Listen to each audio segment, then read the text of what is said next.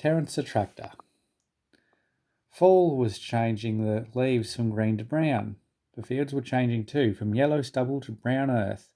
As Thomas puffed along, he heard the chug, chug, chug of a tractor at work. One day, stopping for a signal, he saw the tractor close by. "Hello," said the tractor. "I'm Terence. I'm ploughing." "I'm Thomas. I'm pulling a train. What ugly wheels you've got." "They're not ugly. They're caterpillars," said Terence. "I can go anywhere. I don't need rails." "I don't want to go anywhere," said Thomas huffily. "I like my rails, thank you."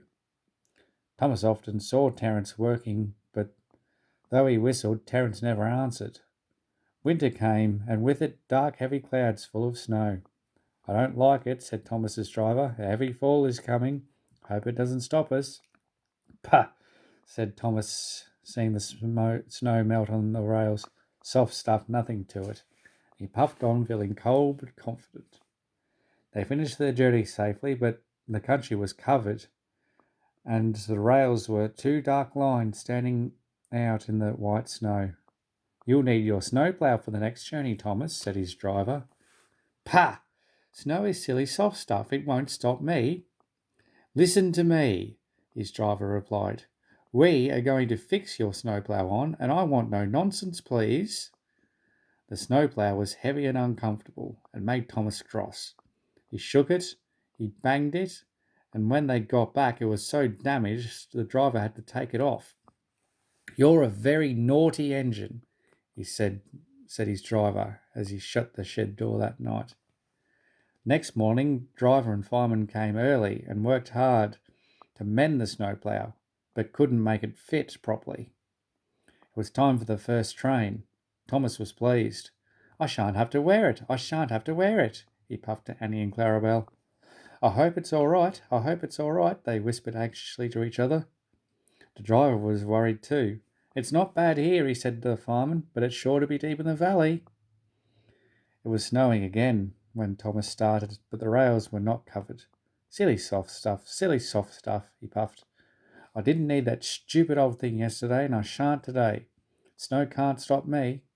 And he rushed into a tunnel, thinking how clever he was. At the other end, he saw a heap of snow fallen from the sides of the cutting. "Silly old snow," said Thomas, and he charged it. "Cinders and ashes," said Thomas. "I'm stuck." And he was. "Back, Thomas, back," said his driver. Thomas tried, but his wheels spun and he couldn't move. More snow fell and piled up round him. The conductor went back for help while the driver, fireman, and passengers tried to dig the snow away. But as fast as they dug, more snow slipped out until Thomas was nearly buried. "Oh, my wheels and coupling rods," said Thomas sadly. "I shall have to stop here till I'm frozen. What a silly engine I am." And Thomas began to cry. At last, a tooting in the distance told them a bus had come for the passengers.